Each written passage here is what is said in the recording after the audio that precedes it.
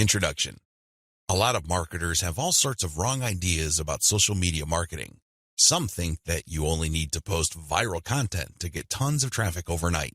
They actually believe that if you are able to pump that much traffic to your target website, a large chunk of those people will buy whatever it is that you are selling. Maybe you're selling services, maybe you're selling an event, or maybe you're selling products from an online store. It doesn't matter. According to this idea, you just need to have a lot of traffic, courtesy of viral content on social media, and you will get the conversions you're looking for. There is an assumption that social traffic, regardless of which platform it comes from and regardless of how you qualify that traffic, converts to sales readily. Sadly, none of these assumptions are true. In fact, all of them are tragically mistaken. If you believe in any of these, don't be surprised if you spend a lot of time, effort, and money, only to end up with a whole lot of nothing. Welcome to the club. Effective social media marketing can be reduced to one metaphor. Master this metaphor, and you probably will make money on autopilot with social media traffic. Screw up this metaphor or remain clueless to it, and you'll continue to struggle. You'll continue to believe that social media traffic can easily be generated through viral content. You might keep running after that unicorn, only to get tired and frustrated. It doesn't have to be this way. You just have to have the right metaphor or the right conceptual model to make social media marketing work for you. Best of all, you can make it work on autopilot. You probably have heard all sorts of set it and forget it systems. You probably bought at least one of these products. Well, they're definitely on the right track as far as their label. Social media marketing can be automated. It can be mastered to the point where it can produce income after you've set it. But getting there is another matter entirely, and that's the price people have to pay. And unfortunately, most people are not willing to pay that. They're excited about shortcuts, but they're not willing to take the stairs to get to the top. At the back of their minds, they're thinking that there has to be some sort of elevator. There is no shortcut. You have to work with this metaphor. What am I getting at? Well, the secret to effective social media marketing is an inverted pyramid. It looks like a funnel. That is the metaphor you should have in your mind when thinking of ways to get traffic from social networks and social media platforms and turning that into cold, hard cash in your bank account. I need you to keep this idea of an inverted pyramid in your mind. It should have a wide base at the top. The top of that pyramid is heavy visibility. It has to be there. You need to be visible on the 4 major social media platforms. I'm talking about Facebook, Twitter, YouTube, and Pinterest. Taken together, the traffic volume you can get from these 4 platforms is mind-blowing. They can potentially pump a tremendous amount of traffic, but that's just part of the equation. That's just the top of the funnel. Potentially, you can push a lot of traffic from the top. That's how wide the top of the funnel is. This training will focus on these 4 platforms, but you can pretty much use the tips that I'm going to share with you and modify them to market on other platforms, since many of these principles easily apply. You might need to modify them a little bit. For example, if you were thinking of marketing on Instagram, a lot of the things that I will teach you about Facebook, Twitter, YouTube, and Pinterest can be tweaked to work well on the Instagram platform. Now that you have a clear idea of the heavy visibility that you can achieve with social media, keep in mind that visibility does not mean traffic or clicks to your site. This is a myth. The visibility that I'm talking about means visibility on those platforms. When people share your content within those platforms, you can enjoy a tremendous reach within such platforms. But this does not automatically mean that when you share content on Facebook, people who see your link on the materials shared by their friends would automatically click them. Get the idea out of your head that raw visibility, or as Facebook terms it, reach, automatically translates to traffic. It doesn't work that way. Instead, you need to start with heavy content visibility on each platform. People must see your stuff there. You must achieve a wide enough reach. People may not necessarily click on through to your site, but that's secondary. At this point, you just want your brand to be visible. You just want people to become familiar with your brand. So what's the big deal about visibility anyway? You may be thinking, since visibility doesn't mean actual visitors to your website, what good is it? Think about it this way. When was the last time you saw an ad for the first time and automatically clicked it? If you're like most other people, you probably would want to see the ad show up a few times for you to become familiar with it. You might glance at it from time to time. You might read the description from time to time. But after enough showings, you might seriously think of clicking through. The same applies to your content on social media platforms. Don't expect that just because you come up with catchy titles and nice attention-grabbing graphics that this is enough for you to expect a tremendous amount of clicks to your website. It doesn't work that way. People have to be comfortable enough. Your content has to become familiar enough for them to click on it. When audience members click on the content you share through your social media accounts, they get a chance to like your page, follow your Twitter feed, pin your posts, or subscribe to your YouTube channel. They still stay on the platform, but they get a chance to subscribe to your account or follow you. This is the second stage of the social media funnel or inverted pyramid. You have to develop some sort of in-platform credibility. Your content is not just this random material that came out of nowhere.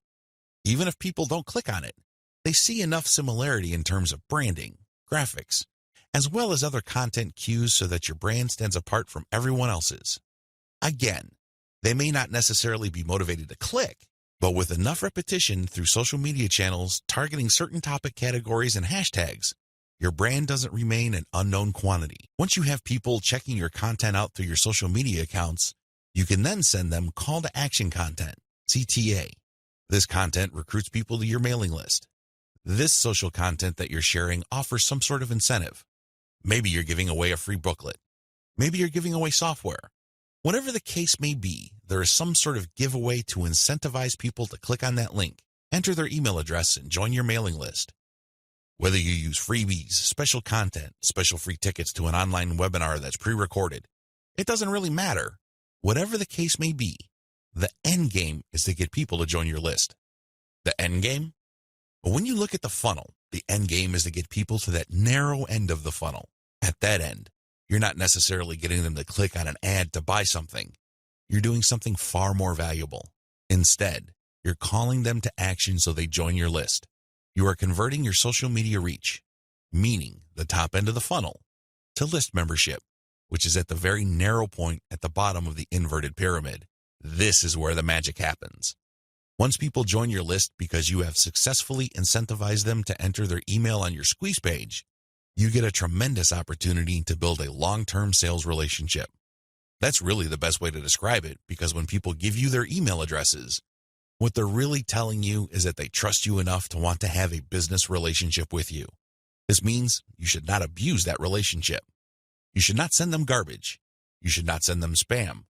And by spam, I'm talking about material that is not related to the topic of your list. Stay on message, because if you're able to do this, you would have a tremendous opportunity to shape the conversation and continue to sell and convert your list, not just once, not just twice, but over the long haul. There are many successful list marketers who make 7 figures every single year, and all they have is a mailing list. It all depends on how you build that list, who's on that list, and what you are selling on that list. Regardless of how you cut it, you can turn what would otherwise be a huge amount of social media reach into a loyal list. This is the secret to effective social media marketing. You probably haven't heard this before. I wouldn't be surprised, because the vast majority of social media marketing books out there try to trick you into thinking that you just need to harvest all this traffic from social media so people can click like monkeys on the ads on your website. Maybe that worked when Facebook first launched nationally. It definitely doesn't work today. Sadly, this is where too many marketers fail. They screw this up. Now that you know the secret, here's some bad news. This is precisely the point where too many marketers screw up. When they're sending social media content, they promote their squeeze page directly. Although the squeeze page gives away freebies and incentivizes people to sign up, this is too much too soon. And, not surprisingly, a lot of these marketers burn through a lot of exposure just to get people to their list. Worse yet, when these people join their mailing list, they're completely unprepared. They don't know what to expect. They're not properly conditioned. A lot of them are not even fully qualified to become list members. So what do? They end up doing a whole lot of nothing. This is actually the worst kind of list member. It's much better to just have a very tiny list, because if you have a huge list and almost everybody doesn't do anything to put money in your pockets, you're going to be paying for those list squatters month after month. Alternatively, you might attract list bouncers. These are people who join your list just to get whatever premium you're offering, download it, and then promptly unsubscribe. They have effectively bounced from your list. Effective social media marketing. Effective social media marketing means using your social media traffic and highly effective content shared on social media to build successful relationships. Your email list is going to be the platform you will use to convert the relationships made possible through all that social media traffic. You're essentially creating highly targeted mailing lists using content shared on targeted channels on social media. This is the secret to effective modern social media marketing. What social media marketing is and what it isn't. There's a lot of misconceptions regarding what social media marketing actually is. In fact, when you come across people who call themselves social media marketing consultants or practitioners, chances are very high that they will give you different definitions. Part of this is due to the fact that there are many different points of emphasis when it comes to social media marketing. Some people focus on the content. Others pay more attention to the network that the content is going to be addressed to. Others give more of their focus to social engagement. Naturally, to the layperson, social media marketing is a big question mark. I understand if you're confused at this point. In fact, you may be so confused that you try to simplify things in your head and end up focusing on how to get as much traffic for as little effort as possible. That is precisely how a lot of online entrepreneurs and marketers approach social media marketing. Sadly, that is a one-way ticket to failure or disappointment. It's not just going to work out sooner or later. With any kind of project, you have to have the right definition. Otherwise, you're making things harder on yourself. Depending on the definition you go with, you might have all sorts of expectations. And if these outcomes do not come to pass, your resolve and your motivation levels start to suffer. You have to work with the right definition. A winning definition. With all of the above said, what is social media marketing for our present purposes? Well, since this training uses list marketing as its main vehicle for converting social media reach into cold, hard cash, social media marketing is all about content-based audience relationship building. Let me repeat that. Social media marketing is all about content-based audience relationship building. You need to use content in a strategic way. You need to speak to certain audiences and build a relationship with them.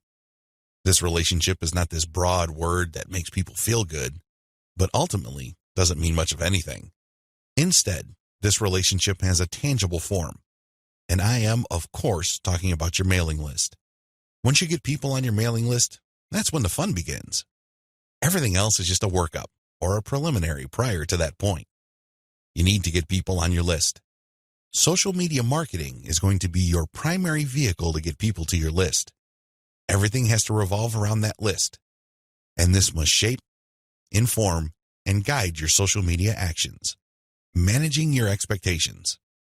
A content-based audience relationship approach to social media marketing sets different expectations compared to other ways of defining this type of marketing.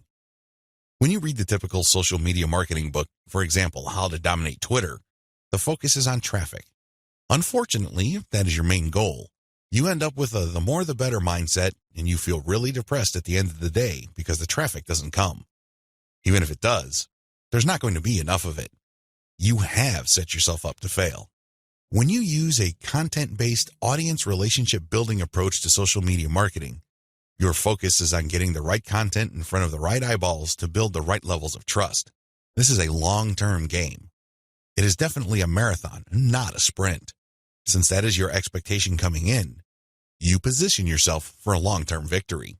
You're not going to be the typical failed social media marketer who jumps into the game with both feet, only to find out that the traffic simply isn't there. So what do? That's right, they quit. Manage your expectations by focusing on the right definition and you will be okay. The worst thing you can do right now is to sabotage any chance of future success by defining the problem the wrong way and filling your mind with all the wrong expectations. Social media marketing can build brands if. Now that we've defined social media marketing, the next step is to focus on the end result of this content-based audience relationship building approach. If you do everything right, you walk away with a brand. And let me tell you, that is the best asset you will ever have. Now, in terms of real-world traffic, you may get a low to moderate level of traffic, but if you build a solid brand, that traffic is all you need. That is qualified traffic. These are not random people just blindly clicking on links out of curiosity. These are people who are actually interested in whatever it is you are trying to sell. They want to truly learn more. They want to build a relationship with you because they want to know what you're about, like what you have to offer, and eventually trust whatever it is you are pushing. These are real people. And this is only possible if you build a solid brand. You have to deliver solid value. I wish I could tell you that content marketing is enough to do it. I really wish I could say that, but that is not true. That only explains part of the situation. Sure, you have to deliver content that people truly are interested in, but at the end of the day, when they join your list, they are expecting and deserve value. That's how you build a solid brand. When people join your list, they will quickly find out that they did not waste their time because you send high-quality updates that actually add value to their lives. Social media marketing can explode the rate at which brands are formed. That's why a lot of people are ranting and raving about social media marketing. But a lot of them are clueless as to how to build a solid brand. Most of the time, they just stumbled into it. I'll let you in on the secret. It's all about content-based audience relationship building. There are many different parts to that equation, and I'm going to walk you through them in a practical way in the following videos. In this section, I just want you to wrap your mind around the definition and the expectations that flow from it. This is how we tightly define the project that you're going to embark on. Anything less, chances are, you're going to beat yourself up unnecessarily because you just had unrealistic expectations. This is not one of those get-rich-quick schemes. This is not one of those overnight success stories. This requires real work. This is the real deal. Are you ready for the journey? Great. Let's get on to video 2. 8 reasons why you need to do social media marketing. Just to be sure, if you are in any way, shape, or form unclear as to the value of social media marketing, here are just 8 reasons why it needs to be part of your comprehensive online marketing plan. Maybe your current plan puts more emphasis on search engine marketing. Maybe you're currently focused on outreach. Well, those are all well and good. But to really round things out and add a lot more value to your current online marketing campaign, social media marketing has to be part of the equation. It doesn't have to take center stage.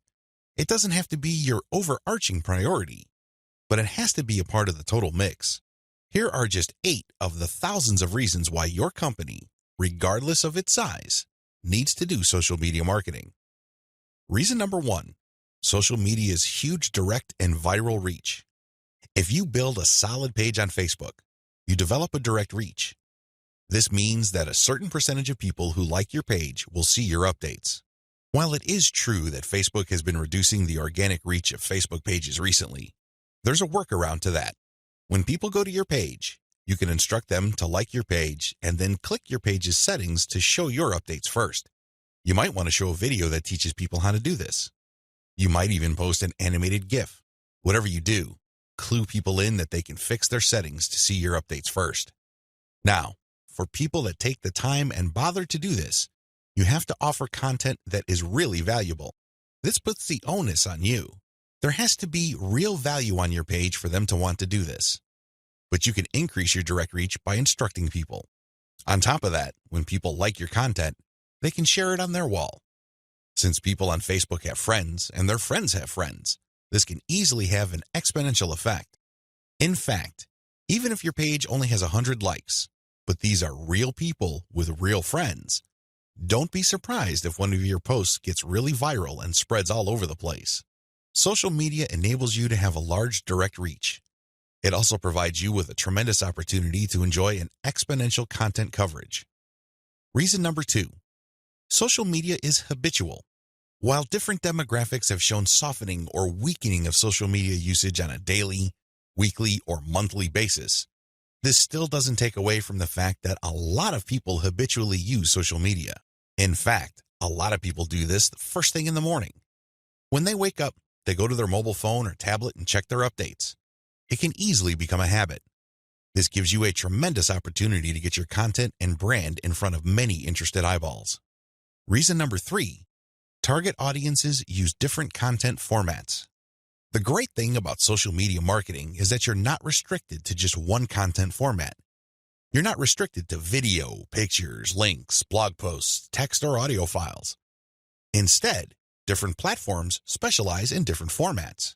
And when you create content for one platform, you can easily make different versions of it in different formats to spread out to other platforms. For example, I write a blog post and post it on Facebook. I create a very attention-grabbing graphic for that blog post. So when I post it on my Facebook page, A preview of the image shows up and it grabs a lot of attention. People click on it and they end up on my website. I can take that graphic and share it on Pinterest. I can take the text of my blog post or article and create a slideshow video out of it and share it on YouTube. I can also take that video and embed it in my blog post. I can strip different parts of the article or post itself and feed it into Twitter along with the link to the full post or article. Do you see how this works? You get access to the different audiences or those different platforms by simply repurposing or recycling the same content that you made for one platform and sharing those other formats on other platforms. This increases your potential reach. Reason number 4, most social media platforms can be segmented. If you've ever been to Instagram, you know that when you see a picture, it usually has many different tags. If you've been on Twitter, you'd see that a lot of the hot tweets also have hashtags. Those tags are very valuable. When you use a tag with your content, you are essentially categorizing your content.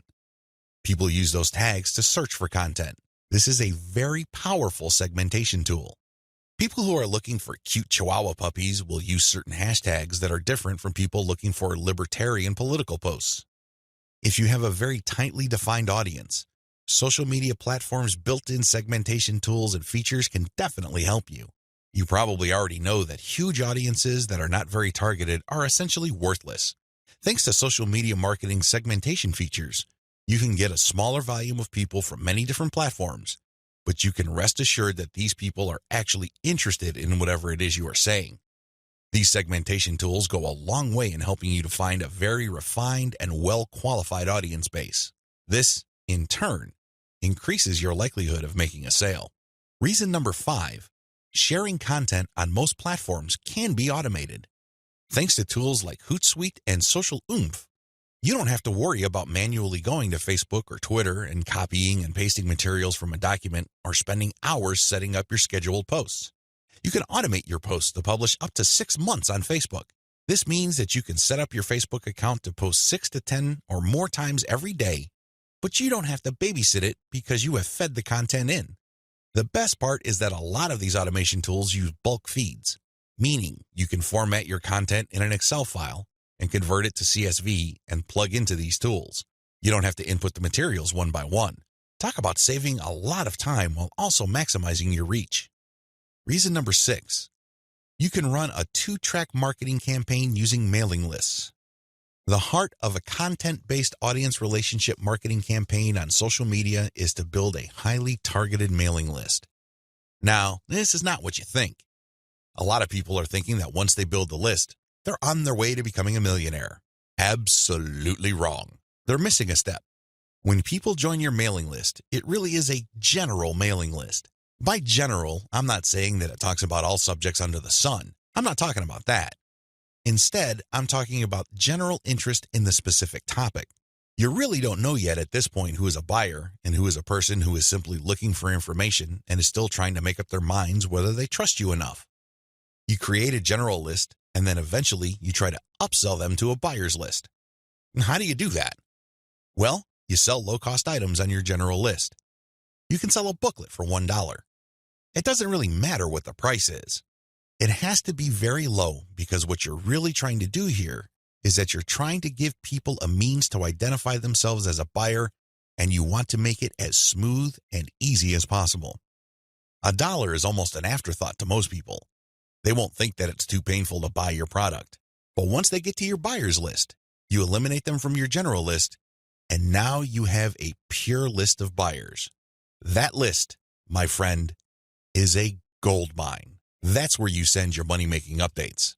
That's where you get people to check out your case studies and get them to pay top dollar for whatever affiliate programs or original products you are pushing on your buyer's list.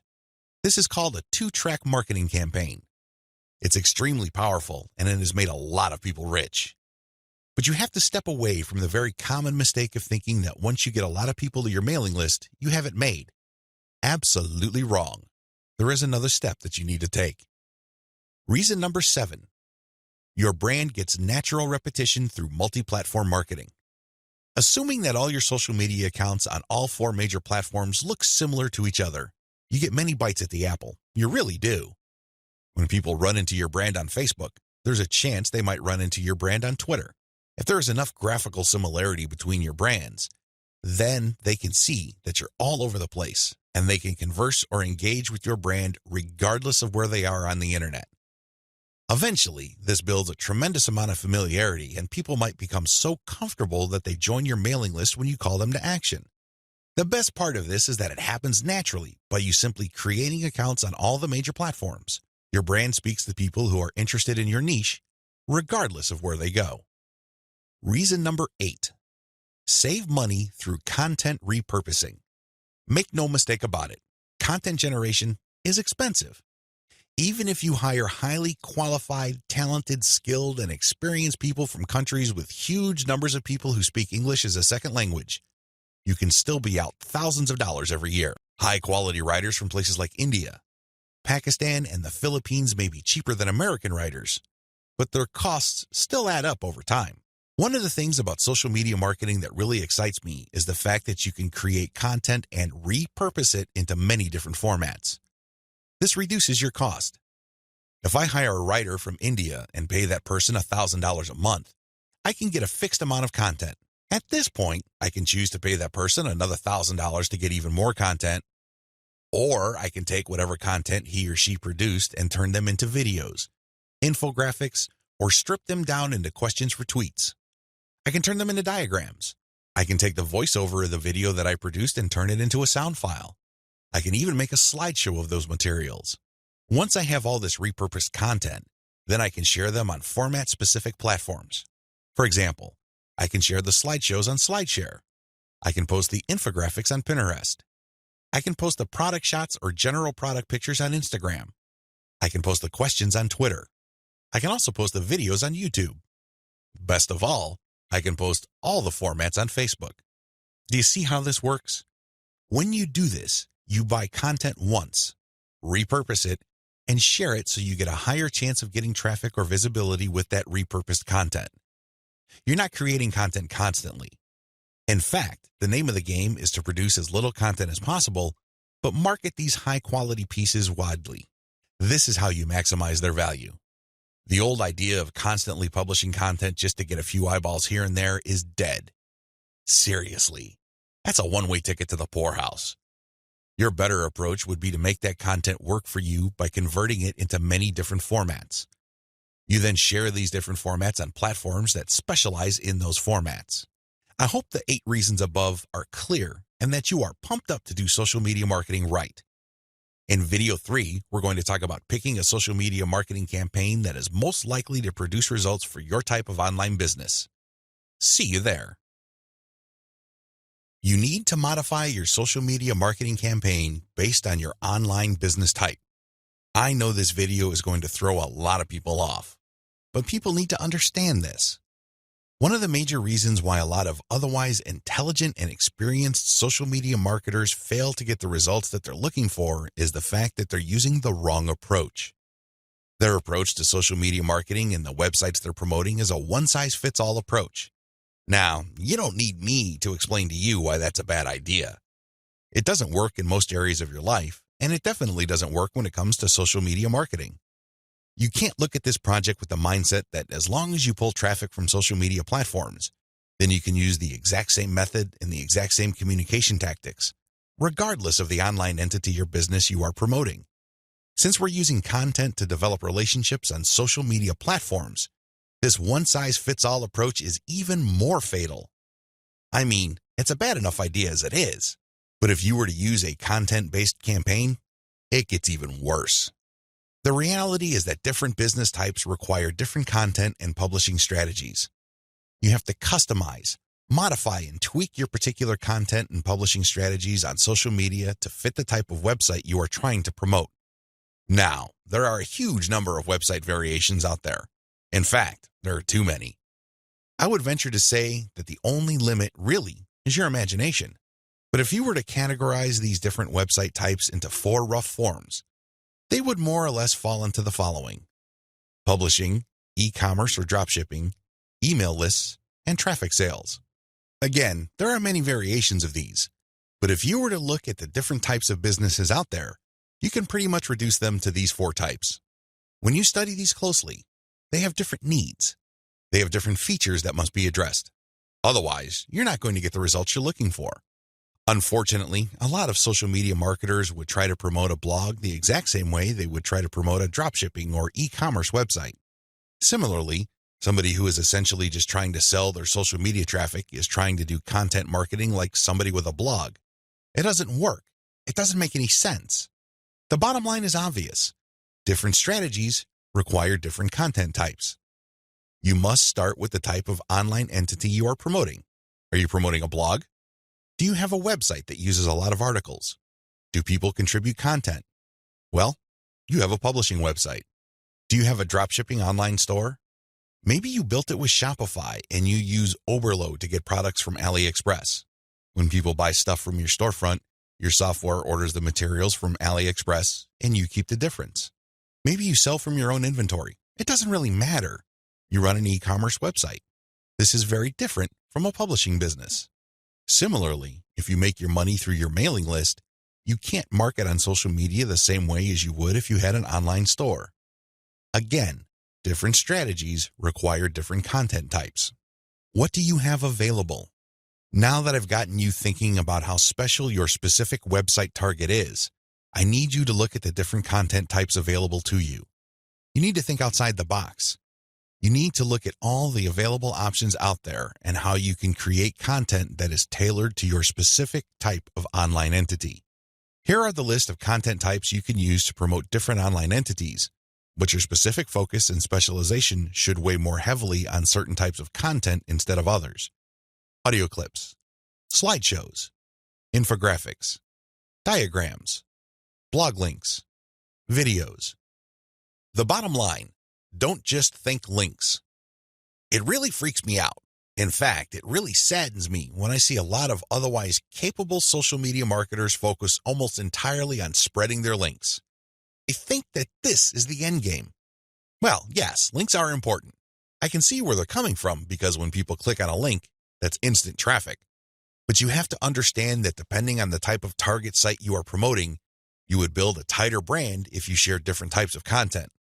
In many situations, you probably would be better off sharing more audio or infographics and diagrams than if you were sharing naked links because people are bombarded with links every single day. You have to pay your dues. You have to become familiar enough to your target audience members using these different content types for them to eventually trust you enough to click on your link. Unfortunately, a lot of people have this in reverse. They start with the links, and when they get desperate, they then use other types of content. At that point, they're a day late and a buck short. Don't do that. Instead, use the derivative content first, and then play up the links. Also, not all of these formats work with your particular style of website. I would suggest that you look at your competitors first and pay close attention to the type of content they are currently sharing. What kind of format do they use? Are they sharing mostly picture quotes? Are they focused primarily on video? Do they have a special fondness for diagrams? This is not random. This is actually telling you all you need to know about how to appeal to your target audience members. This is no time to be revolutionary and come up with something new completely out of left field. That's not going to work. There's a reason why your competitors are not doing this. At this point in the game, you should focus on what everybody else is doing and reverse engineer their formats. Once you have established a distinct brand, then you can experiment with different formats, different ways of doing things, and possibly coming up with something that is distinct to your brand. But until and unless you reach that point, you need to focus first on reverse engineering what everybody else is doing. In other words, let them do your homework. Focus on what they're doing right and build on it. Figure out their areas for improvement and come up with a more compelling offer. Pay attention to what they're not doing. Avoid those because obviously it doesn't pay. I hope I'm being clear here. Make sure that your content types as well as your sharing strategies fit the type of business you're in. A little bit of reverse engineering can definitely go a long way. The classic way to do social media marketing and why it is a waste of your time. Before I jump into the actual meat and potatoes of this training, I need to devote some real estate to how other people are doing social media marketing. I need to do this because it's very tempting for people to engage in the same practices. I can see where they're coming from. It is easy. It's like seeing some chump change in front of you, and it's almost irresistible to fight the urge of bending over and picking up that change. But when you do that, it will throw you off. It will give you a false sense of incentive or reward, and don't be surprised if you end up giving into your worst instincts, only to walk away with less than nothing. This happens all the time because human beings, being the way they are, would always take the path of least resistance. Who can blame them? But by warning you about how this works out, it is my hope that you stay away from this and focus instead on investing your time, effort, and energy on the right way to do things. The classic approach to social media marketing. So what is the classic approach to social media marketing? Well, it's actually quite simple. Whether we're talking about Instagram, Twitter, or Facebook, you need to only follow, like, or friend people who are interested in your niche. You connect with all these people, and then after you have followed them, a lot of them would actually follow you back. For example, on Twitter, for every 100 follows, don't be surprised if maybe 20 to 30 people follow you back. Now, this is where it gets really bad. Classic social media marketers would then spam their followers. They would just send all sorts of unrelated garbage, and then they would unfollow. Do you see the pattern? Follow, get followed, spam, unfollow. I wish I could tell you that they do this sporadically, but instead, these self-professed professional marketers use all sorts of sophisticated software to do this. Up until a few years ago, this worked like a charm. This was a great way to get a lot of Twitter traffic, but not anymore. This pattern instead can get you banned. More importantly, whatever traffic you do manage to get using this tactic is not going to be any good. Why? There's no targeting. You're not pre-qualifying these people who would follow you. The only reason why they followed you in the first place is because you followed them first. Where's the selection there? Where's the targeting there? Now, you can make wild guesses, but ultimately, it's a volume game and it leads nowhere. The return on effort is not there. I'm not saying that you can't make any sales doing this technique. I'm not claiming that. But what I'm saying is that whatever rewards you get are not offset by the wasted time, effort, and energy, as well as opportunity costs involved. You're better off using a quality-based approach. Audiences are looking for quality. The bottom line to modern social media marketing is to use quality content. Your content will speak for you. Your content will do the pre-sales job regarding your brand. In other words, your content is your representative. It speaks to the values you want your brand to be associated with. The sad reality, even if the follow, get followed, spam, and unfollow technique still works for some people, the rules have changed. Social media platforms will reward or punish you based on engagement. If you want an extreme example of this, just look at Facebook. Facebook used to be a traffic goldmine. Not anymore. You need a really high level of engagement to preserve your reach on Facebook. If you get normal levels of engagement, good luck. That's how bad things are, and that's why I need to take this time to spell out why this classic social media marketing no longer works. Other failed methods. I would be remiss in my duty to educate you on failed social media marketing strategies if I don't also mention other failed techniques. First, hashtag hunting no longer works. This technique involves marketers finding hashtags that are trending. They basically would publish niche-specific content, but use unrelated or irrelevant hashtags and pair them with their content. They do this because they want to hitch a ride on the upward trend of those hashtags. They know people are searching for those hashtags. They know that these hashtag trends are hot, so they want to poach as many eyeballs as possible. Unfortunately, the traffic that you get is not going to be any good. People are looking for specific types of information, and when they see that your content is so obviously unrelated, they're not going to click through. You might even get reported. Another failed method you should stay away from is influencer spamming. There are many influencers in most all niches. If you want to see this in action, go to Facebook or Twitter. There are many specialized pages and specialized Twitter accounts. Now, constantly mentioning those influencers on your content is not going to help if your content doesn't really add any value. There has to be a reason why you are engaging with these influencers, and drawing their attention is not enough. Getting them to look at your content because you think your content is hot is a lousy idea. Instead, you should focus your engagement tagging based on what they did. For example, if an influencer was talking about recent trends in athletic shoes, then that person would be fair game for an article I post regarding the latest trends in athletic shoes and what they mean in terms of the bottom line of large footwear apparel companies. That influencer would be directly interested in what I have to say because I'm sharing content that is not only high quality, but is directly related to stuff he or she is already talking about. Do you see the specificity here?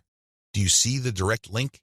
Now, compare this with an influencer who talks only about Forex, and I tag that influencer when I'm talking about Bitcoin. That person's going to get annoyed. Do you see the difference? Finally, automated publishing with no outreach is not going to work. Basically, what you're doing is throwing spaghetti on the wall and hoping something sticks. If you're just publishing content on an automated basis on Twitter, Facebook, Pinterest, and other platforms, it's anybody's guess whether people would actually engage. You have to do some outreach. You have to draw eyeballs to your content. You have to find existing pools of highly qualified audiences and get your social media account in front of their eyeballs. Use your very best content. If you do this right, your automated publishing on social media will be greatly rewarded. Use a shotgun approach and you're probably going to get the same results as other failed social media marketers. 10 steps to faster and easier modern social media marketing. In this video, I'm going to give you an overview of the 10 steps I'm going to teach you in this training. This training is a product of many failed experiments. Believe me, if you've been exposed to some type of hot or groundbreaking social media marketing technique or strategy, I've been there. I've done that. This training is a product of all my experiences. I know what works and I know what doesn't. I also understand that people have different skill levels, time horizons, and project resources. I understand the limitations. I understand most people's concerns regarding social media marketing. Accordingly, I've come up with a 10-step program that appeals to most social media marketers, regardless of how small or how big their budget is, and regardless of their skill levels. If you're looking for a truly effective social media marketing game plan that you can set up to pretty much work on autopilot, this is it. Please understand that these steps that I'm going to lay out are exactly that, steps. You need to follow them.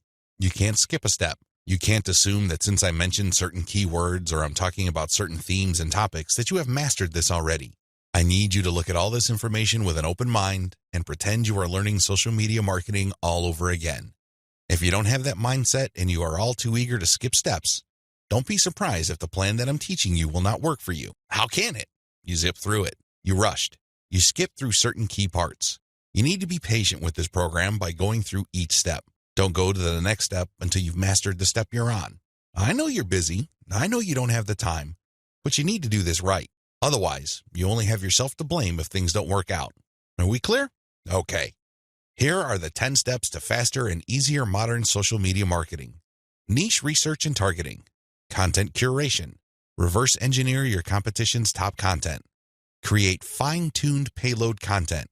Market your mailing list right. Unlock the power of repurposed multi-platform content. Automate content sharing.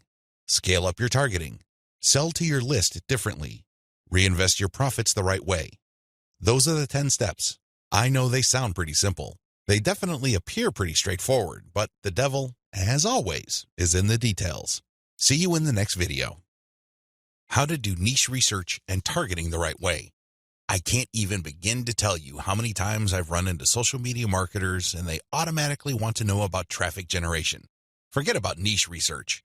Forget about consumer intelligence. Don't worry about setting up the right site to get in front of the right target audience eyeballs. Let's just skip straight to the good stuff. That's the kind of mindset that I run into all the time, and that's why a lot of people struggle in this game. You have to understand that until and unless you find yourself barking up the right tree, you're just going to be chasing your tail. I know I'm using a lot of dog analogies, but these are the most appropriate. Most people are simply just chasing their tails and wasting a whole lot of time doing stuff that doesn't really add to their bottom line. A lot of these, and I would guess all of them, can be quickly dispensed with if people only did niche targeting ahead of time. In other words, know your audience. Since you have a clear profile of who your target audience is, the next step is to go to these different social media platforms and find them there. Believe it or not, whatever it is you are promoting, regardless of how esoteric, obscure, or weird it may be, there are already people on social media platforms talking about or showing interest in whatever you are promoting. I know it sounds crazy, it sounds weird, but it's absolutely true. Your job as a marketer is to find those audiences on these social media platforms. The way to do this, of course, is to identify your business's target audience. Sadly, most marketers don't even bother with this. Instead, they just look at social media marketing as a simple task of finding traffic. That's it. That's the name of the game. That's all there is to it. If you want to be successful, you need to be clear about who your target audience is. And believe me, this is not always easy. You're going to run into the temptation of making educated guesses about who your target audience members are. Most of the time, that doesn't work. Thankfully, there is an easier way. The more you take random shots in the dark, making all sorts of wild guesses, the more money and time you will lose. There's a shortcut here. Find your competitors. Seriously, just find them. And let me tell you, regardless of how weird, esoteric, or seemingly unknown your niche is, there will be at least one competitor on social media. Find that organization or business and let them do your niche and target audience research for you. Since they've already started and are already speaking to your audience, find out who your competitors are and look at their social media profiles. Reverse engineer who they're following. Pay attention to who they're targeting. Look at how they categorize themselves. In the most simplest terms, pay attention to the hashtags they use with their content. These clues should be enough to give you an idea of where to start. This way, you get a head start. You're not completely stuck in the dark and absolutely clueless as to what to do. Instead, you have some objective, tried and proven information you can work with. Pick your target niche. You have to remember that every business can be positioned in at least one of two ways. The bigger your niche, the more angles you would have at your disposal.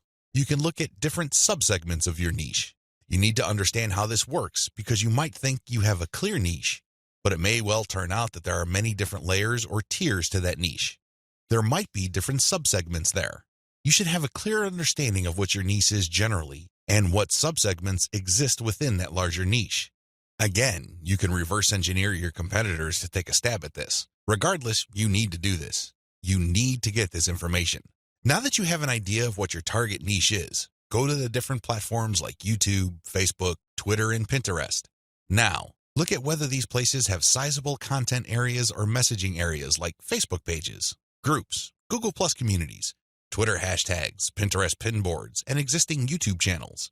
Pay attention to these places and see if your niche is big enough on those different platforms. If you notice that a particular platform doesn't really feature that much content for your specific niche, this is a red flag. The demand may not be there. The audience size might not be worth your while. On the other hand, if you see there's a lot of videos regarding the topics that you're going to be hitting, this may be a good sign. But you need to do another level of analysis. Pay attention to the number of competitors you have. If there seems to be a huge number of competitors fighting over the same niche, then this is going to be a problem. But if it turns out that there's a lot of content targeting your niche, but they're only produced by a handful of people or organizations, this is an encouraging sign. Also, pay attention to how active your target audience members are.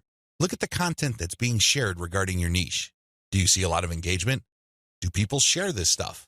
Is this hashtag quite prevalent? Look for these and other objective indicators of activity. When you wrap your mind around these indicators, then you should have a clear idea of whether you should target your niche at a particular platform or whether you should ignore a platform altogether. List out your niche indicators. While you're doing reverse engineering, pay attention to how your niche is indicated on platforms. These involve hashtags, categories, keyword targets, labeling patterns, and tags. Use these to do the analysis I described above. Again, in any niche, there are sub-niches. So your goal here is to find a sub-niche or a way of positioning your content so you don't run into a ridiculous amount of competition. You're still tapping into a sizable pool of demand, but you're not making things impossible for yourself by running headlong into well-entrenched professional competition. You will probably need to keep experimenting with different sub-niches until you find one that is promising enough. Content curation, your secret social media marketing weapon. Now that you have picked the specific sub-niche that you're going to be targeting, as well as finished doing advanced research on where your sub-niche or niche segment audiences are located on social media platforms, the next step is to find content. I've got some good news and some bad news. The good news is that you stand to save a lot of money. The bad news is that you need to put in a lot more time and pay attention to details. There are no two ways about it. You cannot drop the ball when it comes to the quality of the content that you are going to be sharing on your social media accounts. Each and every piece of content you share must build your brand. This is non-negotiable. You can't just pick random pieces of content that somehow, some way has something to do with your niche. That's not going to help you get the right eyeballs. That's not going to help you establish the kind of credibility and authority you need to eventually convert highly specific and qualified traffic from social media into cold, hard cash. What is content curation? As I mentioned above, you stand to save a lot of money with content curation. This should be obvious.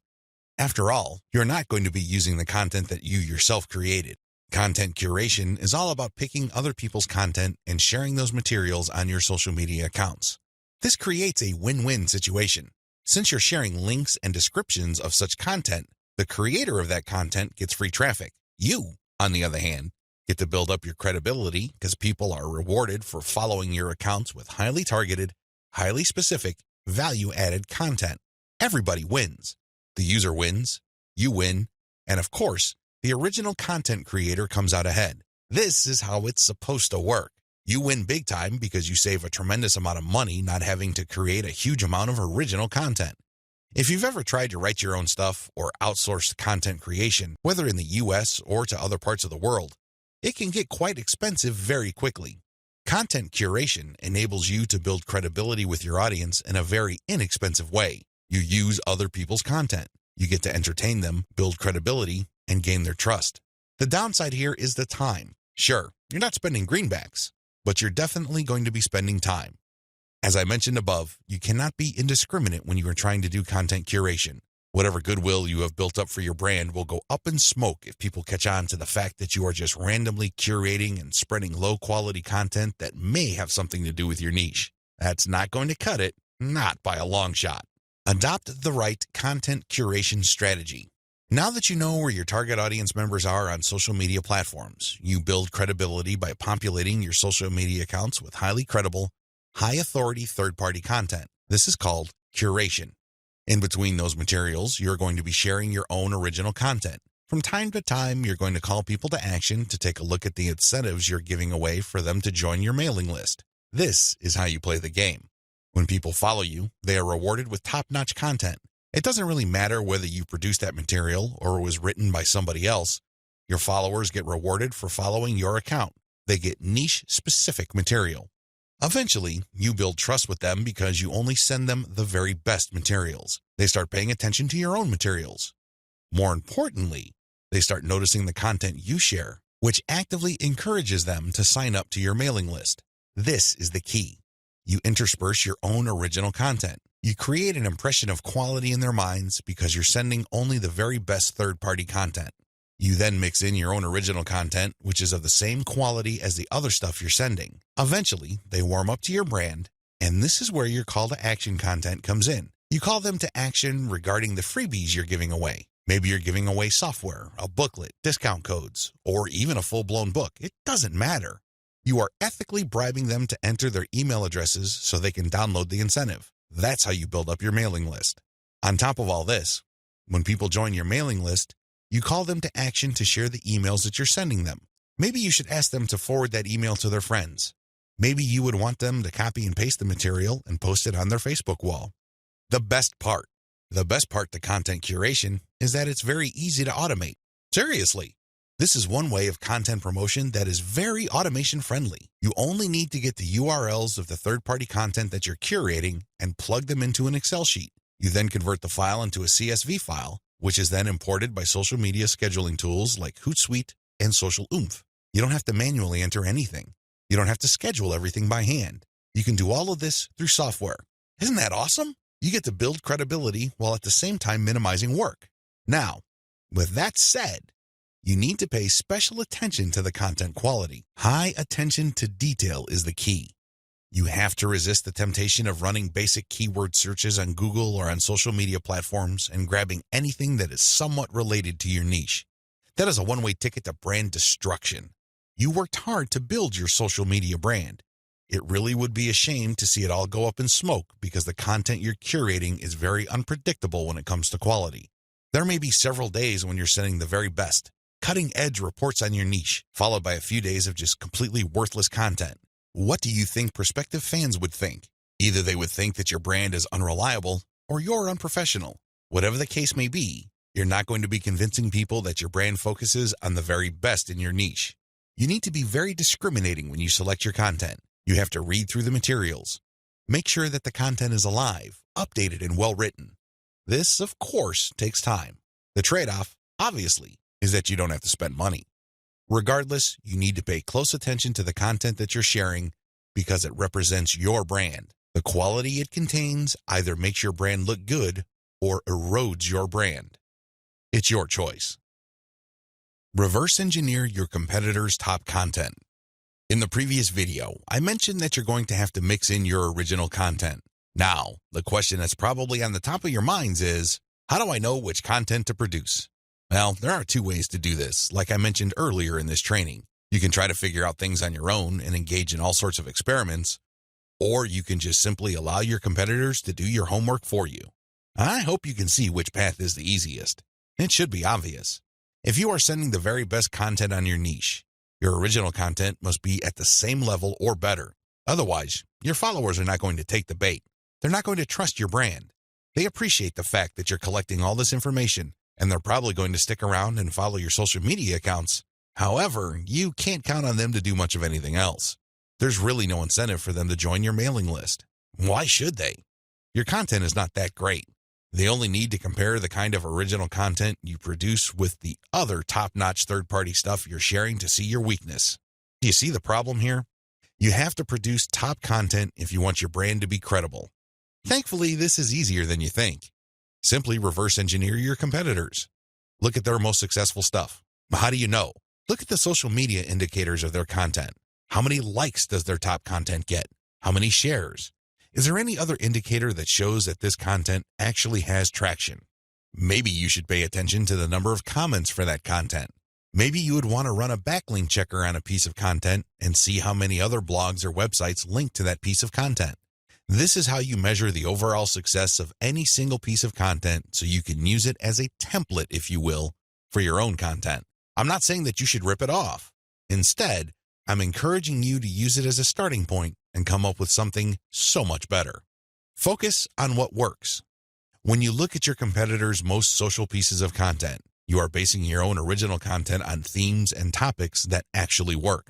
They have traction with your target audience members. You're not wasting money or time taking wild guesses. This is one of the most common mistakes social media marketers make. They think that they have the best ideas regarding hot content in their niche, so they come up with all sorts of content that they think is just plain awesome, only to fall flat on their faces. I'm telling you, for every 100 pieces of those types of original content, maybe 10 would gain any sort of respectable traction in your niche. It's too expensive, and it burns too much time. Thankfully, there is a better way. You just need to reverse engineer your competitors' most successful content. Use that as a starting point. You can adjust them. You can modify them. You can come up with your own variations. But at least you get a head start. At least you're in the ballpark when you start off. You're not just taking random shots in the dark. Learn from your own success. After you have started curating and mixing in your original content, pay attention to your statistics. They should tell you which of your content gets the most love. If you notice that a handful of your curated third-party content gets a lot of retweets, shares on Facebook, or any other indication of social media engagement, pay close attention to those pieces of content. At some level or another, they struck a nerve. They caught your audience members' attention in a very positive way. Find these successful curated pieces of content and create original versions of them. Similarly, if you have many different original pieces of content, only a handful of them will be really successful. Pay attention to those. Find them. Once you've identified them, create more of them. Focus on the same themes and present similar information the same way.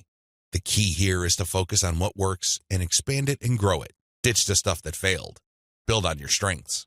Create derivative, cross-platform variations of your most successful content. Now that you have a clear idea of how to create content that has proven traction, don't just keep reverse engineering it. While you need to continue doing that, you also have to do something else. Create derivative or cross-platform versions. For example, one particular type of blog post does well on all your social media accounts. Identify its themes, pay attention to its patterns, and come up with another blog post. See if that works. If you achieve the same level of success, you're onto something. This is not a fluke. This is not a one-time thing. You have struck on a theme that your audience members readily enjoy. The next step is to take things to a whole other level. Instead of just cranking out yet another blog post, create videos about that theme. Make specialized diagrams. Produce infographics. Take these materials and share them on social media platforms that specialize in those formats. For example, for blog post URLs, share them on Twitter and Facebook. For videos, share them on YouTube. For diagrams and infographics, share them on Pinterest. Drilling even deeper, look at your hottest blog posts and strip out key questions and use these as leads or titles for tweets. Tweet the same content several times over the course of a week. Of course, don't drop it all in 1 hour, but space them out. Still, when you use the right questions, you become very visible on Twitter. Pair these with the right hashtags. The bottom line, the great thing about content curation is you save a lot of money, but you are also positioning yourself to build on your strengths. You focus on things that you're doing right and figuring them out so that you can predictably produce successful content. Now, this is not going to happen overnight. You have to keep experimenting until you find the right themes that consistently work with your audience. Fine-tune your payload content. As I have mentioned previously, you can come up with your very own content based primarily on the social signals of the top-notch third-party materials you are curating. Put simply, when you are going through your research, you will keep coming across certain pieces of content which get a lot of engagement on social media. These are all the objective indicators you need to understand that you are looking at high-quality, high-demand content. At that point, you can come up with your own version of that content. You can use it as a template, so to speak. Another approach would be to just do curation first. You just take all the high-quality third-party content with great social signals and put them all on auto-publish on your social media accounts. You run this curation campaign for several weeks. Soon enough, you will see a pattern. Eventually, you will see that some of these materials get a lot more engagement than others. At that point, you can then come up with your own version. Personally, I pick my own content using both methods. If I'm in a hurry to get people to sign up to my mailing list, I do the first method. But if I'm unsure about the niche or I'm still trying to feel my way around in terms of understanding my audience, I would stick to the second method. There's really no one right answer. It really all depends on your situation. The great thing about the second method is that you are picking out your original content strategy based on what actually works in terms of your social media accounts. You have to understand that even though high-quality third-party content may have a lot of objective social signals, those signals may have been generated in different contexts. Maybe the original publisher was doing something that you may not be doing. Do you see how this works? Still, you can definitely do the first method if you're in a hurry. But if you have some time to spare, you might want to try the second method. Do curation first, let it run, and then pay attention to your statistics. You should be able to see a pattern. In fact, based on my experience, content that tends to do well often falls within a narrow range of themes. In fact, in some of my campaigns, almost all of the content that got a lot of love from the internet was focused on one question. That's how focused your audience's needs may be. You should pay a lot of attention to the following. Look at the engagement of the content and the click-through. A lot of social media marketers drop the ball at this point. They think that it's all about engagement. I'm telling you, regardless of how many likes, shares, or comments a piece of content gets, if people don't click through, those engagement signals are not worth much. Remember, at the end of the day, you want traffic. That's the whole reason why you're doing this in the first place. Getting caught up in how many shares, likes, or comments you get is not going to do you any good. You have to always pay attention to the click-through. There has to be some sort of ratio between total engagement and click-through. The higher the ratio of the click-through, the more attention you should devote to a piece of content. Study high click-through and high engagement content closely. Now that you have identified curated content that performs well, the next step is to analyze them with a fine-tooth comb. Ask yourself, what problems are people interested in when they read this piece of content? How are these pieces of content positioned or presented? Do they use some sort of emotional headline? Do they use subheadings that ask questions? Do they drag the person along? Or do they just lay out the information dead center? Pay attention to cosmetic issues. People do judge a book by its cover, and blog posts and articles are no different. How are these materials formatted? Do they have big pictures? Do they have header pictures? Do they use diagrams? What are they doing exactly? Once you've answered all these questions and you're comfortable with the answers you got, the next step is to create your own content specification sheet. This is going to be your template. Now, make sure that you're not just basing it on one successful piece of content. That third-party content might be a fluke. The company behind it might just have gotten lucky, and for some reason, that piece of content went viral. That's not going to help you. You have to base your template on the success of many different pieces of curated content. This way, you can be more confident of the fact that even if you barely comply with all the specifications, you would at least get some decent and positive results. Using the information above, Create payload content. Now that you have gotten your template together, you need to create your own high-quality, high-engagement original content. This content is going to be used to sell people on your mailing list. When they read this content, they're supposed to get excited about joining your mailing list. This is content that is most likely to be credible and most likely to be shared. Are you excited? Well, don't get too excited. A lot of people jump in with both feet and they end up sabotaging themselves because the payload content they create looks like an advertisement. That's obvious spam. Nobody's going to trust you with that. You're obviously trying to pull tricks and play games. That's not going to work.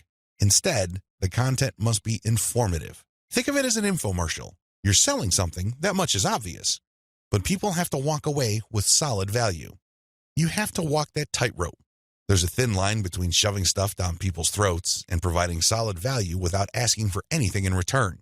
You have to come up with a decent compromise between the two. The bottom line is, whatever you do, the content you produce must be valuable. It must add value to the lives of people reading your materials. That's how you build credibility. That's how you get people to get excited about your mailing list.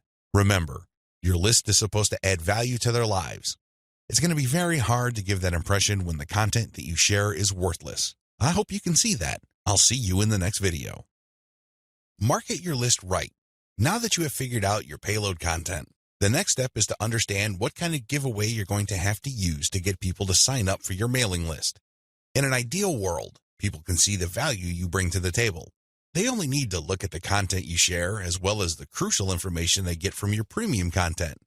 They see this premium content and they see what you're about, what you have to offer, and why it's such a good idea to sign up to your mailing list. Unfortunately, things don't work out that way.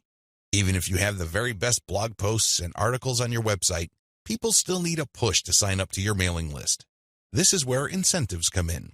You're going to offer free, high-quality premium content, but you're going to repackage it in a way that people would appreciate. Maybe you put in a book. Maybe you come up with some sort of cheat sheet or resource sheet. Or perhaps you can strip it all down into a booklet or even convert it into software form. Whatever the case may be, this premium free giveaway content is going to act as an incentive for people to join your mailing list. They get a copy of whatever it is you are giving away for free in exchange for their email. I call this an ethical bribe. You're bribing people to sign up to your list. Normally, they wouldn't. Only a very few people would take the time and bother to sign up for your list, regardless of how awesome your blog posts and articles are. That's just the reality. Finding out what to use as an incentive. I hope you can see the logic behind giving away freebies so people can sign up to your mailing list.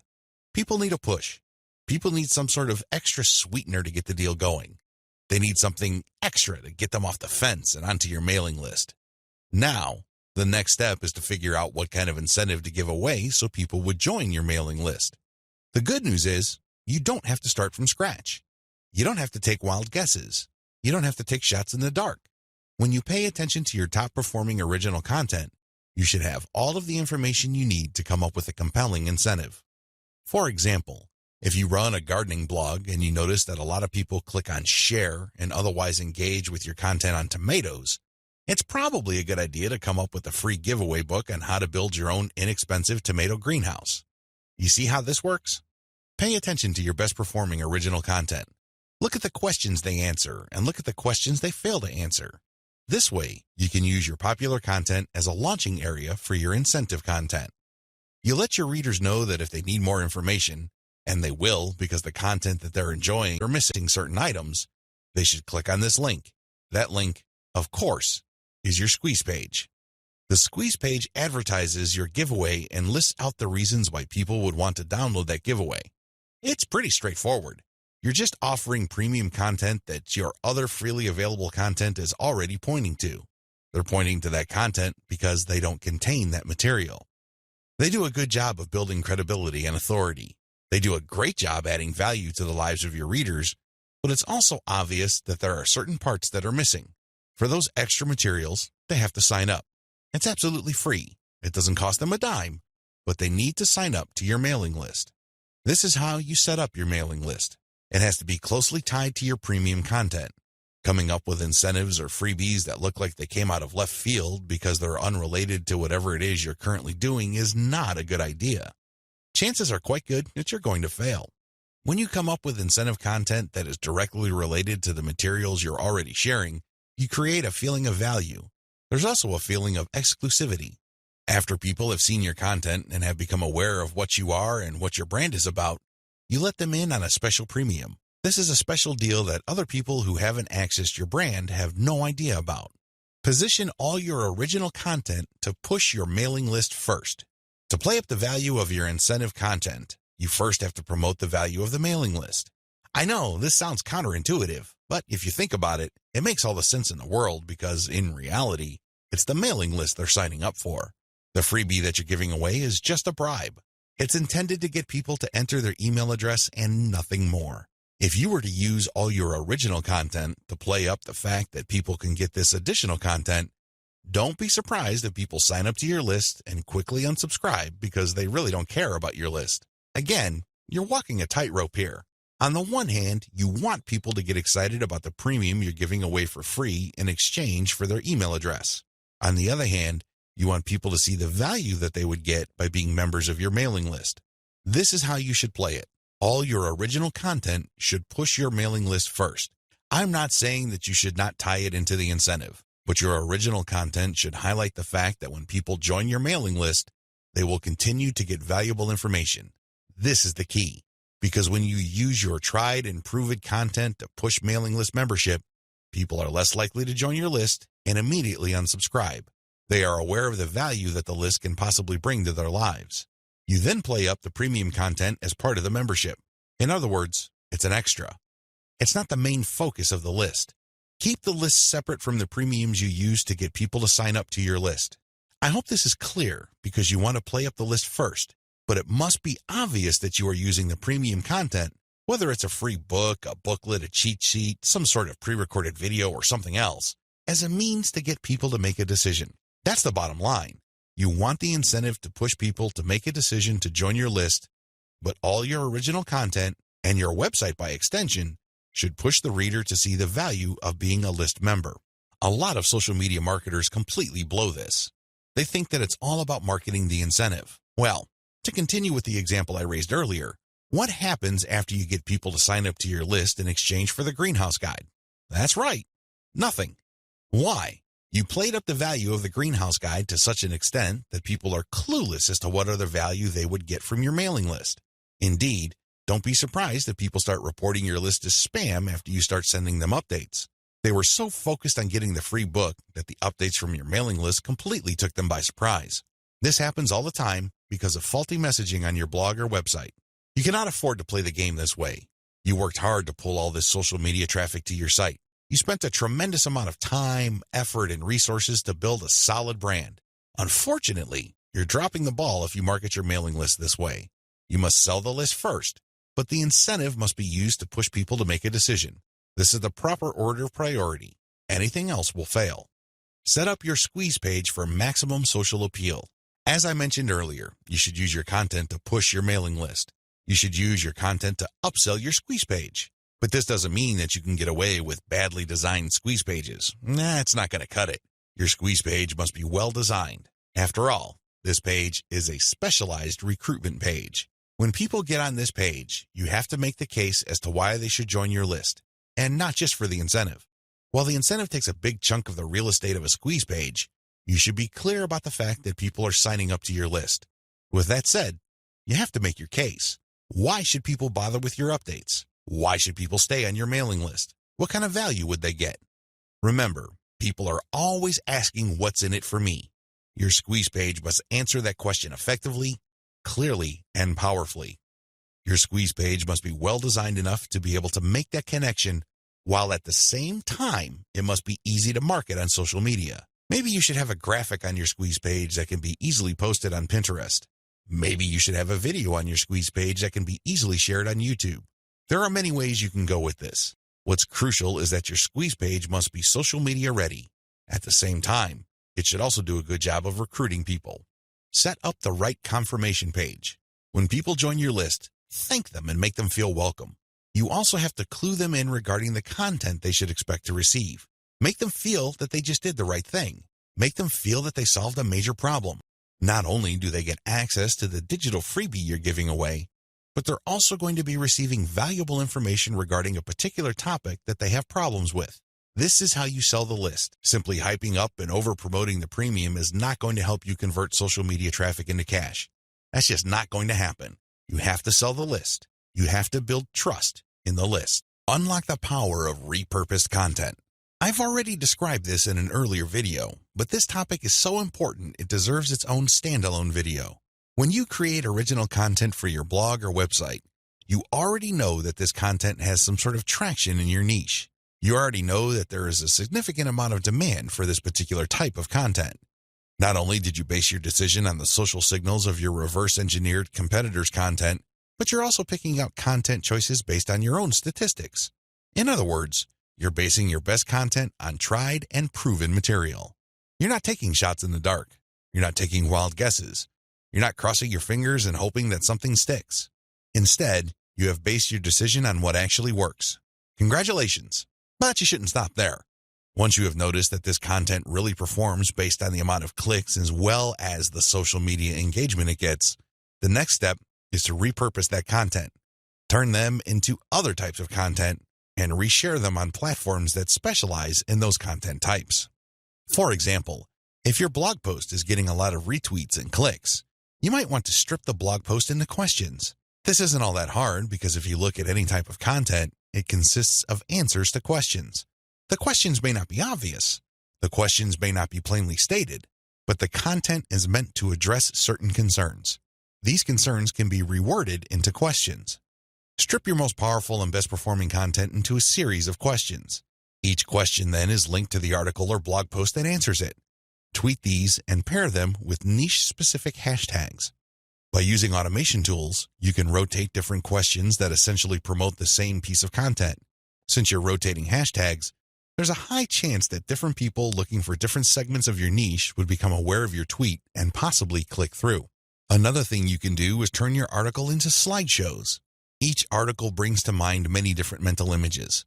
Come up with different pictures for each of the topics raised by your article and create a simple slideshow using PowerPoint. Share these PowerPoint presentations on SlideShare. You can also use other tools to create a video from your slideshows.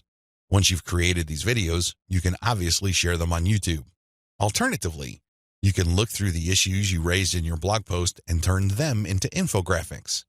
Infographics are essentially stripped-down graphical forms of articles or blog posts. They focus on the most important points you raised and make them easier to understand by the viewer by converting them into pictures. Share these infographics on Pinterest. Finally, you should make sure that all your blog posts or articles have a nice header picture. This way, when you load the link on Facebook, a nice preview shows up. It grabs eyeballs and people are excited to share the content. On Facebook, you have a wide range of content formats to choose from. You can share links, videos, infographics, photos, diagrams, and even audio files. After you share materials on your Facebook page, you should then get the link to that post and then share that Facebook page link in Facebook groups that cater to your niche or a related niche. This is how you unlock the power of repurposed content. If you play the game this way, you spend less time creating content and more time promoting. Promotion is the name of the game. You may have great content, but it's not going to do you much good if people don't even know it exists. For every hour you spend creating content, you should spend 10 hours promoting that piece of content. This is how you build up a successful mailing list. This is how you create a solid brand on social media. Start with powerful content, but create different versions and spread it on many different social media platforms. Use automatic content sharing. Before I get into content sharing automation, I want to highlight one other important reason why you should repurpose your content. If your audience members keep seeing that you talk about the same stuff over and over again, chances are you will lose them. People want to hear new stuff. People want you to explore other related needs of theirs. They don't want you to basically keep recycling the same stuff over and over again. Unfortunately, that's precisely the kind of risk you're running if you simply focus on giving people more of the same successful stuff. You know that a particular content theme works. You know it gets a lot of engagement. You know that it draws a lot of clicks. It's perfectly natural for you to want to keep recycling that same theme. Don't do it. Focus on the very best way to present that theme and stick with it. Just do it a few times, but focus more on repurposing. This way, when people get into contact with your content, they can see that you are talking about something that appeals to them but in different formats. They are more likely to pay attention. They're more likely to click through. They're more likely to share. Keep this in mind when it comes to repurposing. Don't think that Video 11 is completely optional. It isn't. You want your social media feeds to consist of highly successful content as much as possible. It really would be a shame to figure out what works, only for you to get lazy and just focus on text content. I'm sorry to say it, but text content can only take you so far, which brings me to content sharing automation. Since you're going to be sharing a lot of content, and much of this content being third-party as well as original and repurposed content, you're probably going to have your hands full if you decide to do this manually. First of all, since you're going to be covering many different platforms and sharing different formats on those platforms, you have a lot of forms to fill out over and over again. Sure, you may have created an account, one for each of those platforms, but submitting to those places requires you to fill in forms. Posting on Facebook involves form filling. Now, if you really don't have that much content to share, this should be barely manageable. But if you're looking to maximize your visibility by publishing on your social media accounts several times a day, you need to automate. Unfortunately, simply plugging in information into content publishing tools is not going to do you much good. You have to know when to publish. Believe it or not, the vast majority of your target audience members check their Facebook, Twitter, Pinterest, and YouTube accounts within a certain block of time every single day. Post outside of that block of time and you miss the eyeballs of the vast majority of your audience members. Sounds good so far, right? Well, here's the problem. Different audiences have different time preferences. How would you know? This is where experimentation comes in. First, you're going to have to share your content randomly at different times of the day. As much as possible, share content every hour. Set your content automation tools to publish every hour. Let this run for about a week or two. After the experimental period is over, check your stats. Facebook Insights, for example, will tell you when most of your page fans checked out your content. Armed with this information, you should set up your automated software to publish your content in a cluster to fit those optimal times. For example, in the experimental stage, you're publishing one piece of content every hour. That's 24 pieces of content spread out over a full 24 hours. After you checked Facebook Insight, it turned out that 80% of your content views actually take place between 8 a.m. and 5 p.m. You then take those 24 posts and compress them within that 8 a.m. to 5 p.m. window. This is how you publish in clusters. Forget time blocks outside of that time frame. This way, you maximize your chances of the right eyeballs seeing your content. Special notes for Twitter. If you're going to be publishing on Twitter, republish your content many times during the day at the most optimal time frame. Facebook Insight already told you that your content is being viewed within a specific time frame. Chances are your Twitter fans have the same social media viewing habits. Stick to that time frame. Now, here's the secret. Set up your automated content publishing tools to tweet out your best content many times during that time frame, but you also have to rotate different hashtags. This way, you can reach different people looking for hashtags that are related to different subsegments of your niche. Special notes for Facebook. When publishing to your Facebook page, don't hesitate to publish original content that you have published before. Try to avoid publishing only once. Instead, you should sandwich or schedule this republished successful content in between high-quality, curated content. This way, people get more exposure to your best content. Once they click through, you get yet another chance to recruit them to your mailing list. Remember, when you share high-quality third-party content, you're not getting the traffic. You're building credibility, but you're not getting potential list members to your squeeze page. That's just not happening. When you share your own original content, you get a chance to recruit them to your squeeze page. Keep this distinction in mind. This is the reason why you should republish your most successful content by interspersing it with top-rated, curated content. Scale up your targeting. When you're publishing on Facebook and Twitter, you can use hashtags. This is definitely true with Instagram. Regardless of the platform you're on, make sure you play around with how you categorize or tag your content. In any niche, there are many different tags available. Experiment with these. See which tags get the most attention from the social media platform you're sharing a piece of content on. Of course, you're not going to find the magical combination of hashtags overnight. That's not going to happen. This is one of those things that you're going to have to find out by doing it over a long period of time. Still, when you run these experiments, a pattern should emerge. Sooner or later, you would discover that certain hashtags produce a lot more results than others. They draw a lot more eyeballs. They get a lot more attention. Most importantly, they get a lot more engagement. Stick with those. Experiment with tagging niche-focused influencers. When you're doing research on hashtags on Twitter, for example, you would be able to find influencers that specialize in those hashtags. These people just love to post content related to certain topics. They use a narrow range of hashtags every time they post. It seems that's all they focus on. Find these people. Look at their content. Are people retweeting them a lot? Are they getting a lot of love for their content? Do they get a lot of engagement? Are people responding via Twitter?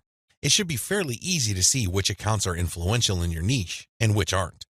Don't just focus on how many followers they have. Instead, look at the total amount of engagement they get, and also pay attention to the ratio of followers they have to the number of accounts they follow.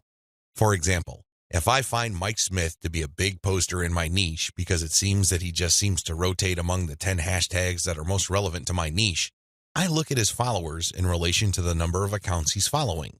If he's only following one person, yet he's being followed by 15,000 people, Mike Smith might be an influential person. I say that he might be because I'm also going to have a look at the engagement levels of his posts. Are his posts getting a lot of retweets? Are a lot of people responding? Are a lot of people clicking the heart icon? If his content has these factors, then his account is probably worth following. Most importantly, you should tag influential people on Twitter when you post. You use your most powerful hashtags and you mention them in your post. This can help you get on their radar. These people would be put on notice that you are also sharing content that is similar to the stuff that they are interested in. If they check out your stuff and they like what they see, don't be surprised if they share your content with their following. Engage with them. Let them know about your questions or suggestions. In fact, you should engage with them so much that you can possibly create a relationship where they would publish your guest posts if they're bloggers, or discuss whatever it is you're doing on their social media platforms. At the very least, when you partner with them, they become part of your content distribution network. In fact, a lot of them can even get you interviewed on influential blogs in your niche. Don't think that influencer engagement is simply restricted to tagging people. That's just the beginning. That's actually the tip of the iceberg. They can do so much more for you. You just have to continuously engage them and be social. This doesn't mean that you have to kiss their butt. This doesn't mean that your stock response to all of their posts is amazing post or great post, I love it. That's not going to work. That's not going to push the ball far enough. You have to actually engage. And oftentimes, this might seem like you're criticizing them. This might seem that you are offering a negative view, but you need to get their attention. You need to bring home the point that you actually know your stuff and that you are also credible in the same niche space. That's how you get them to take you seriously. That's the kind of engagement that builds respect. Otherwise, you're just going to look like another member of the choir. They really don't have any incentive to interview you or post your guest content. Why should they? You're not really sharing any information or suggesting any points of view that are different or distinctive. Experiment with paid traffic. Only after you have spent a lot of time drumming up free traffic from social media marketing should you even think of buying traffic. I know this sounds a bit extreme, but it's the absolute truth. Why? Well, in the beginning, you don't know when your target audience members will be reading your content. In the beginning, you don't know what their demographic breakdown looks like. How many males compared to females are in your audience pool? Do males or females like certain types of content that you share? What are their age ranges? Where are they located? I hope you see the big picture here. You have to use free traffic to do initial audience intelligence. Once you've gotten all these important insights, you can then start paying for Facebook ads and other platforms' ads. If you start any earlier than this point, you probably would end up wasting your money. Study your statistics first. Pay close attention to audience patterns. Take out ads based on these patterns. Sell to your list differently. At this point, you have turned social media traffic into list members. Congratulate yourself. You've managed to do something the vast majority of social media marketers cannot do, or, worse yet, don't even think about doing. It's quite an accomplishment. Unfortunately, even at this point, it's still too easy to drop the ball. In fact, a lot of people who have mailing lists stay with one mailing list. They think that as long as people who visit their blog sign up to their mailing list, they're good. Well, at a certain level, they're correct. A certain percentage of those list members will buy affiliate products that you promote on your list. A certain fraction of your mailing list will buy your original products. Some may even visit your online store and buy merchandise. But the problem here is that if you accept this scenario, you are settling for cents on the dollar. You really are. Don't you want to maximize the value of all your hard work, focus, and energy you invested in your venture? Wouldn't you want to maximize your return on effort? If you want to get maximum results from your mailing list, You have to sell your list differently. There are really no two ways about it. Every other approach would lead to, at best, mediocre results or, at worst, no results at all. Keep the following tips in mind. Use different content on your list. When people join your mailing list, chances are they joined because they got exposed to some of your content. They already know what you talk about. They are already familiar with the quality of your content. They understand the themes that you focus on. That's why it doesn't make any sense for you to feature the same exact content on your list.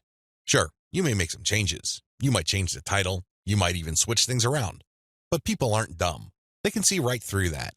They can see that you are recycling content and feeding them stuff that they have probably seen before. Do you think this kind of practice builds confidence? Do you believe that doing things this way will build trust? Of course not. You have to use different content. What kind of content will you have to use? Well, first of all, you already know what your most popular pieces of content are. Start with these. No, I'm not talking about republishing them. I'm talking about analyzing them and seeing where the gaps are. Are there any questions that are left unanswered?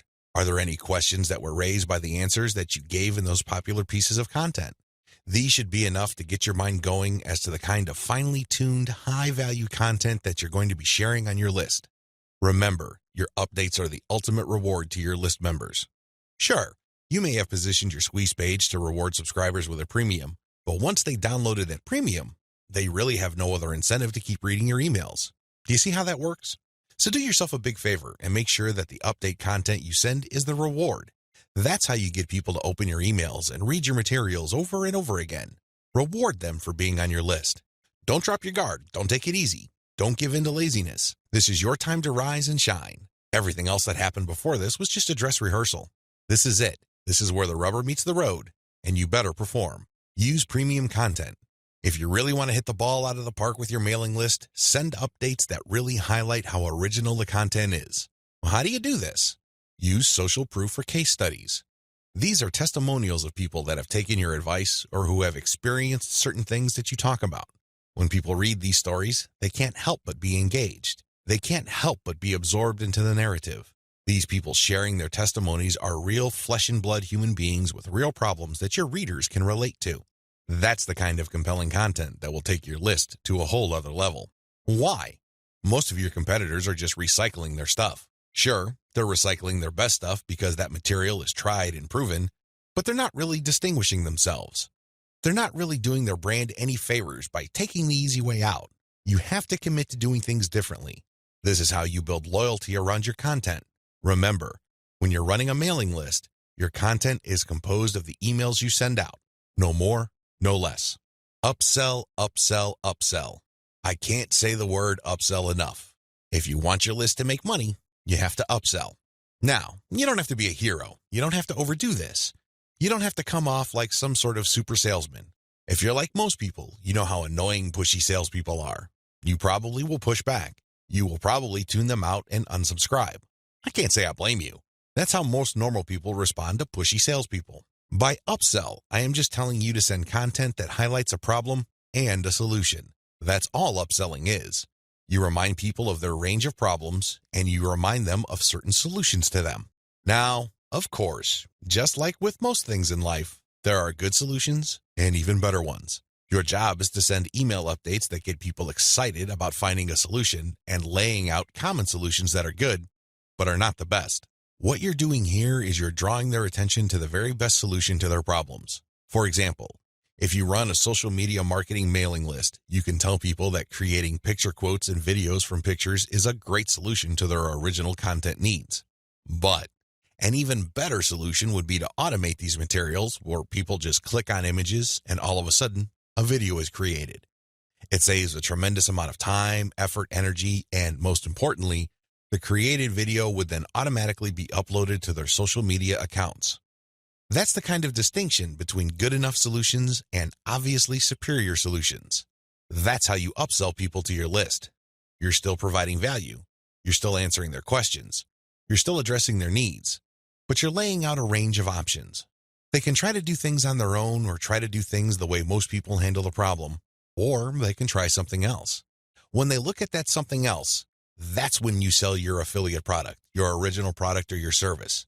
Regardless of how you do it, you need to upsell, upsell, upsell. I wish I could tell you that this was easy.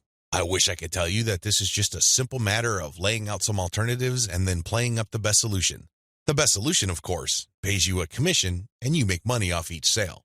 Unfortunately, it's not that easy and it's not that simple. Here's the reason. When people join your mailing list, they actually have different motivations.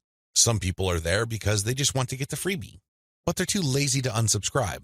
You cannot really get rid of these people. These people don't open your emails. They cannot be bothered with reading your emails. They really don't do you much good. In fact, they can harm you because if there's enough of these list squatters on your list, your mailing list provider will charge you more money at the end of every month. You have to actively filter out your list based on open rates so you can get rid of these individuals. Again, you cannot eliminate them entirely, but you can minimize their numbers. Other people are initially excited about your mailing list, but for some reason they stopped reading your emails.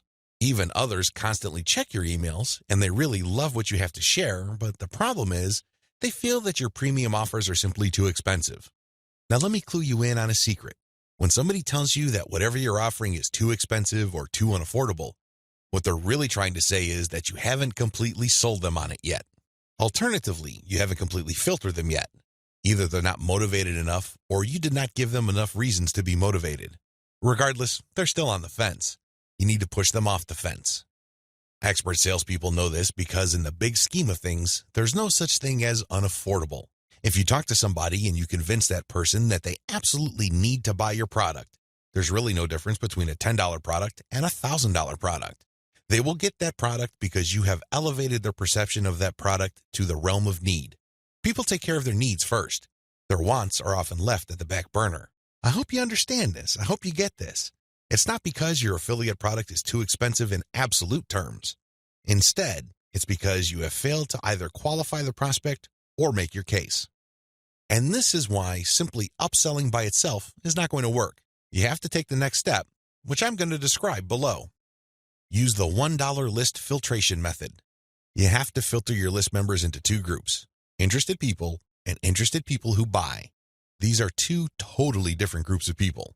Now, please understand that just because people open your emails religiously, it doesn't necessarily mean that they would buy from you.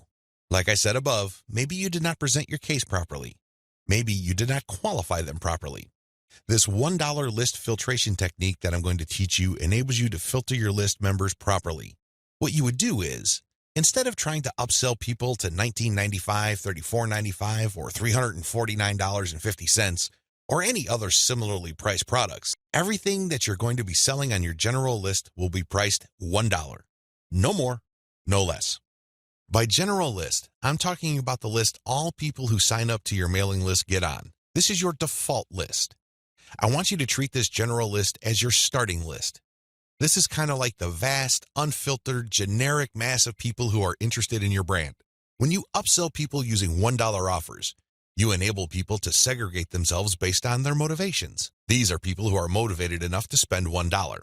In other words, they see the value in your content, and they are willing to put their money where their mouth is. Now here's the secret. There's really very little distance between paying $1 for something and paying $100 for something. This is a lesson I learned firsthand.